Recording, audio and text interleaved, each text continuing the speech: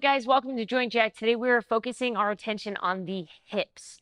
I really want to address the reason that we start doing cars in the beginning of our practice, because all too often cars become this kind of like, it's an afterthought. It's something that you just kind of like throw into the beginning of the workout. You don't really pay attention to it. It's very similar to the way that some athletes tend to warm up, go through the motions, because the important part is after the warm up.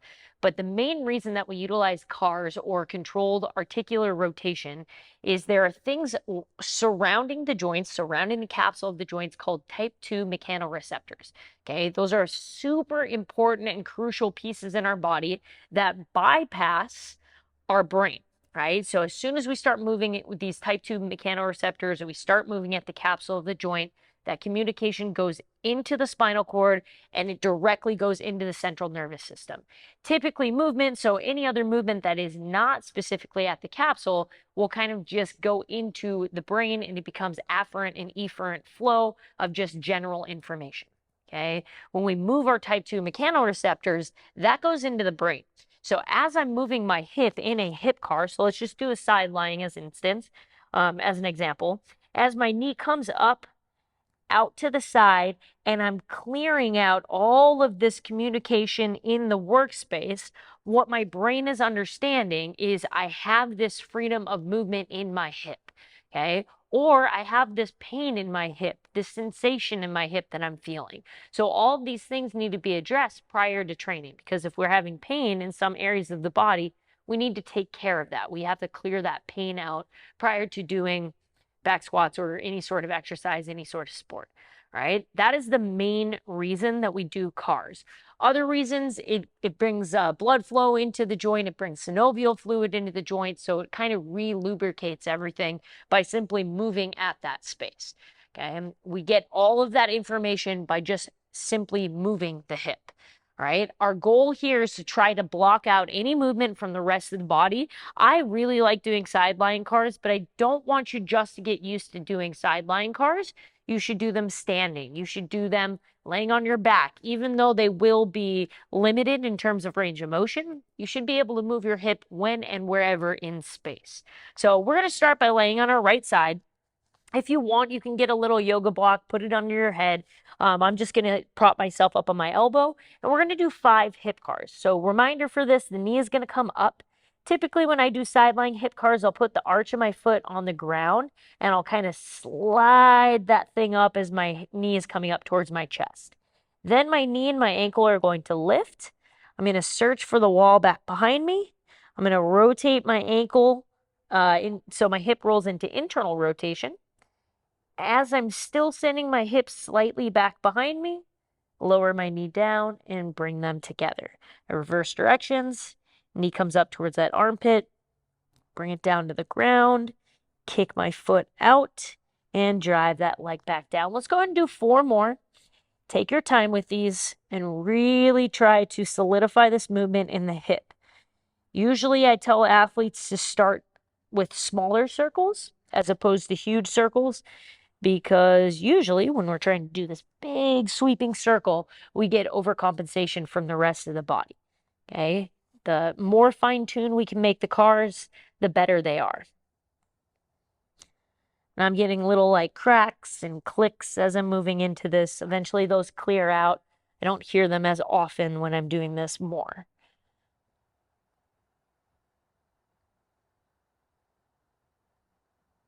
After I get this 5th one done, I'm going to switch sides. Usually we have to remember that joint jacked is kind of, we have 5 on this side as well. I'm just going to kind of keep speaking here. Joint jacked is an abbreviated session of what is known as functional range conditioning, okay? FRC is a system that allows our thought process to either have answers for something, and it tells us where to go. It gives us a pathway for training. So we start the FRC, or we start the kind of process of FRC with an assessment, an FRA. And what this shows us is the joint moving and operating as the joint is meant to move, right? All too often adults kind of stop moving in places and they're like, this is just what my shoulder does.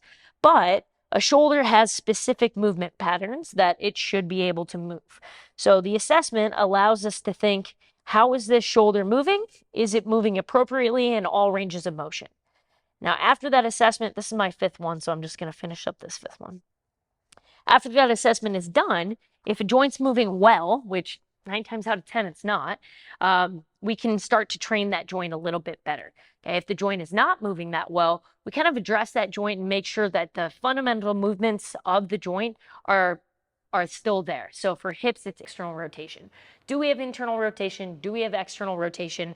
Enough to support your specific goals as an athlete and as a human, right? So because I don't know each and every single person that is doing joint check, that's following it, that is kind of every day hitting the workouts that we do, I can't individually address you. Okay, so what we kind of focus our attention on is let's get general movement patterns in the body appropriately. Okay, that's why these sessions are abbreviated. So when we're doing cars, when I work one-on-one with my clients, I have them do 2 minutes of cars, 3 minutes of cars. I put them in different setups. We work on this type of training for up to an hour and a half.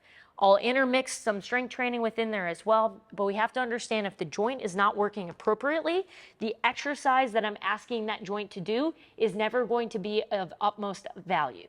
Okay, think of this in sports terms. So if I have a hockey player and their hips don't work well, okay, and then I ask them to skate or I ask them to sprint, that skating is always going to be limited to their hips capability. I can work on skating all I want. I can put them on the ice. We can do a bunch of sprints. I can have them run hill sprints. But if I don't fix that hip, all of that stuff that we're spending time with is always going to be limited. You take care of the joint, the athlete gets better. If you only take care of the athlete, the joint doesn't get better, and that leaves room for injury. We don't want that, obviously, as athletes, okay? We're going to start by going into 90-90. Let's go left leg forward, right leg back, just so I can utilize some of this, this feedback back and forth here. If I'm facing forward and I sit my body straight up and down and I raise my arms up, I should be in a nice straight line of my torso. If I start to lean here, now I'm going to be putting emphasis and inputs into a twisted spine. So instead of trying to look like me, if you don't look like a straight line and you look more of a C, I want you to put your left hand out so you can sit your body in a straight line in this capacity. Okay, now once I'm in a straight line, then I'm going to rotate my body back towards this back leg. So this would be hip internal rotation. Now for me, I'm going to put my hands right back behind me. And then today, just today, we don't have to do this all the time, we're going to take that right hip and I'm going to pull to the wall in front of me. So once I'm rotated, I'm going to squeeze onto my right butt cheek and I should feel that stretch kind of intensify in the front here. We're going to run through a pails and rails contraction here by simply pushing down with the ankle on the right leg, push down with the knee on the right leg. And remember, when we're doing pails, this is a progressive loading situation. So I'm slowly putting more pressure down. 20%, 40%, 60%. As I'm driving that knee and ankle down harder, I should feel some of this stuff in the inside of the groin as well. Really starting to put pressure down. Because I'm in this end range of motion when we go into our rails, or I try to use my regressive tissue, the tissue that's on the opposite side, I won't really be able to move here. Okay, our rails here, you should still be pushing down 100%. I'm going to try to lift my foot off the ground, lift my ankle bone off the ground. Ready? 3, 2, 1, try to lift. I'm trying to rotate my thigh down to the ground, trying to get my ankle bone off the floor. Continue to lighten the load that the ankle bone is pushing into the floor. Keep lifting. We have 5 more seconds. 4, 3, 2, 1, relax. We're going to turn to the front now, okay? So now we're focused on this front leg. Most people, if I put my hands down, I'm still keeping my body generally up, I should be able to lift that leg. Now remember, this is not coming from the spine, this is just coming from the hip.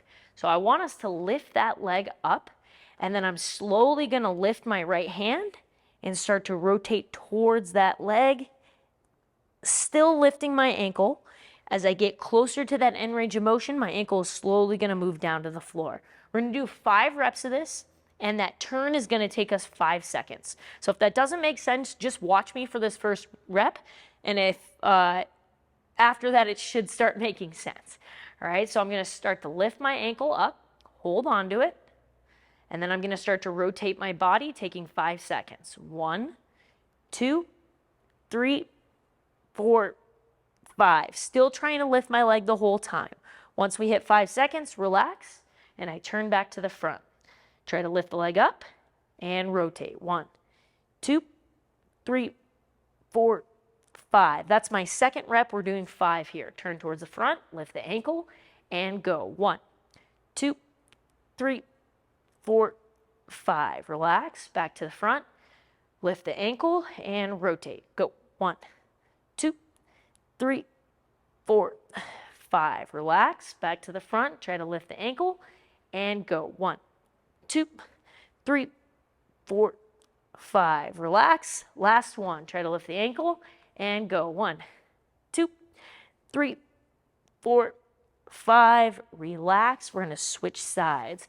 I'm going to face you on this one, just give you a little bit better, I guess different, not necessarily better, different viewpoint. Left leg is back behind me. Now on this left side, I'll kind of show you, as I lift my arms up, I'm getting a slight pinching sensation in my hip right here. So pinching, stabbing, zinging, electricity, burning, those types of sensations are not necessarily good sensation. Our bodies aren't ready to be in that position, and it's talking poorly to us, okay? It's giving us the abort signal. So as I sit here and I lift up, knowing that pinch is kind of happening, I'm going to lean my body to the right, and I don't feel that pinch anymore. Pull my left hip forward, get more of a stretch down the front side of the groin, and then I'm going to rotate. Now, as I rotate, I notice how much tighter my left hip is than my right, okay? Being an athlete, a hockey player, an Olympic lifter, just general fitness enthusiast, I like my hips. I utilize them a lot. I squat with them. I run with them. I need to be able to make sure that my hips act similarly to one another. I'm not going to call them symmetrical, because that's not necessarily going to happen with the human form. I'm just trying to balance the mobility discrepancies from one side to the other. Okay, and you don't have to do more reps of this, but you should pay attention to this just to kind of clear things up on that stickier side. As I'm rotated, we're going to start our pales and rails contraction, and we're holding these both for 12 seconds. I'm going to push my left knee down into the ground, push my left ankle into the ground, and I'm going to start driving harder into the floor. Keep pushing the ankle down, keep pushing the knee down. Should be somewhere around 50%. Push on harder, 60%. Squeeze onto your left butt cheek. Pull your left hip out to the wall in front of you. 80%. Push down even harder. This is 100% go. Really driving that ankle down with as much force as you possibly can. And we're going to try to lift that ankle up in 3, 2, 1. Try to lift the ankle up. Don't change positions. There should be no shifting with the torso. Just trying to lighten the load the ankle bone is pushing into the floor. Good. Keep going. 5, 4, 3, 2, 1. Relax down. We're going to face the front. Remember, we're going to try to lift that ankle up, and then we're rotating our body towards the ankle, so counterclockwise. Try to lift that ankle up. Get yourself in a position where you can. So if I need to lean forward, I'll lean forward, and then I'm going to rotate. Ready? Go. 1, 2, 3, 4, 5. Relax. Move forward. We're constantly trying to find the ceiling with our foot. And rotate. Go. 1, 2, 3, 4, 5. Relax. Turn back to the front. Lift and rotate. Go. 1, 2, 3, 4, 5. Relax. 2 more. Lift your foot. Try to rotate. Go. 1, 2, 3, 4, 5. Relax. 1 more. Try to lift the ankle up and rotate. Go. 1, 2, 3, 4, 5. Relax. You can bring your legs back underneath you. Taking care of rotation is always going to clear up movement discrepancies throughout the whole range of motion of the hips. If we can rotate the hips, all of the movement up, out, back, side to side, all of that movement is also going to improve. We're going to spend a little bit of time here on the groin. I'd like you to elevate your leg up. So I got a bench for myself. Benches work really well, especially for the last exercise that we're going to encounter here. If you don't have a bench, you can utilize a chair as well. I'm just looking for something that has a top with a hole underneath it. We're gonna get that right leg up on the bench. Left leg is gonna move out, and I should be feeling the sensation on the inside of the leg here. Now, if my leg was neutral, my toes were pointing up, I feel that in my hamstrings. I want to internally rotate the hips, so I'm going to keep my arch down so I can get more of this emphasis on the groin. Hands are going to go down. The more I rotate my body towards my foot, the harder or the worse the sensation is going to get, but also my foot is going to want to turn up. You should really do your best to make sure the foot doesn't face the ceiling. Once I'm in this position, I'm going to send my hips back towards my left heel, and that will increase the intensity of this stretch. 1 pails and rails here. Pails, I'm going to push my foot down. If you feel this too aggressive in the knee, just bend the knee a little bit. Okay? You can even do this with a full bent leg on the bench if necessary. Once I'm in that position, pails is down. Rails, I have to keep my heel higher than my toes. So this would be toes higher than the heel. This would be heel higher than the toes, which will help and reinforce that internal rotation. Then I'm going to try to lift that leg up. Watch your elbows as you do this. Everybody always tries to bend down and look like a little break dancer. So try your best not to bend the elbows. Hands are down, hips are back. I'm going to start pushing my foot down into the bench. Give me 20%, 40, 60, 80, 100. Really driving the big toe down, the heel down. You can even pull the bench towards you a little bit. Increase the intensity on the inside of the leg. 5, 4, 3, 2, 1. Strong elbows. Try to lift the foot off the bench. We're trying to go heel first and then get the toes off the bench. Remember, this is just lightening the intensity, trying to feel that contraction in the glutes. 5, 4, 3, 2, 1. Relax, bend that leg, chill a little bit, and before we switch sides, we're going to do what's called a Copenhagen eccentric. Okay, Copenhagen planks are something that we do for the inside of the leg, the adductor. Once my leg is up on the bench, I'm going to lift my whole body weight up and squeeze my arch up onto the bench. Now that's a challenging task, especially because it puts a lot of load on the knee. So I know a lot of people who have had knee issues in the past who don't feel comfortable doing this. Okay, we have some options here, so don't worry. Once I'm here, if this doesn't feel okay, I can bend my bottom leg, prop myself up on this knee, drive my right leg down, and then still lower my hips and get that eccentric loading pattern on the groin. If it's still awkward, we can bend the leg, put the knee and ankle up, straighten the left leg, and still work on the eccentric loading of the adductor by simply raising the hips up. I'm going to do 5 reps, taking about 3 to 5 seconds on the way down. You can use your arms to help yourself up, or you can just pull yourself back up with your leg. Just depends on how strong you are in this position. Propping myself up, bringing my foot up to the bench and down. 1, 2, 3. Back up and down. 1, 2, 3. Up and down. 1, 2, 3. Up. Let's go down. 1, 2, 3. I got 2 more. And down. 1, 2, 3. Up and down. 1, 2, 3. Relax. You can shake that leg out. I'm going to switch where the bench is so we can get that other side. For demonstration purposes, I'm going to do this one with a bent knee for anybody who felt like the knee was a little vulnerable in that position. As I'm down, remember we have our pails and rails first, so I'm going to get as good of a stretch as I can in my groin, and then we're going to start pushing down. Now the hips in this position, you can anterior tilt, which is extending the spine or doing a cow position with the back. You can do a cat position with the back and just see how that changes the sensation in your groin. Wherever you feel a better stretch, just hold your spine in that position. I feel it a little bit better when I bring my back into cow position. So once I'm there, I'm going to start pushing my knee down, my left knee down, my left ankle down into the bench at 20%. I'm going to utilize a little strength from this right leg pushing down and pulling in as if I'm pulling my knees together. It's going to bring me up to about 40, 50%. Push down a little harder with the left leg, 60%, 80%, 100%, driving the ankle and knee into the bench. Go. This is as hard as you can work, guys. If it feels good, if it feels hard, you are doing this right.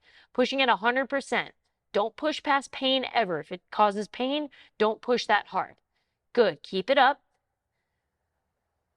If you're in this position that I am in, we're going to try to lift the knee for rails. Okay, so lifting the left knee. Ready? 3, 2, 1. Try to lift that knee up. We can keep the ankle on the bench. We're trying to lift that knee up. You should feel the contraction in your glutes and your hamstring. Keep lifting. Keep lightening the pressure of the knees pushing into the bench, but don't move the rest of the body. You got 5 more seconds. 4, 3, 2, 1. Relax. We got our last thing, which is our Copenhagen eccentrics. Again, I'm going to demo this with a bent knee just to give a better demonstration if you have to utilize that modification. We got 5 reps, taking 3 seconds down on each rep. Now lift yourself up, and we're going down. 1, 2, 3, back up, and down. 1, 2, 3, back up, and down. 1, 2, 3, back up, and down. 1, 2, 3, back up and down. Last one. 1, 2, 3. Relax. Take your leg off that bench. Good work. I'll see you guys tomorrow.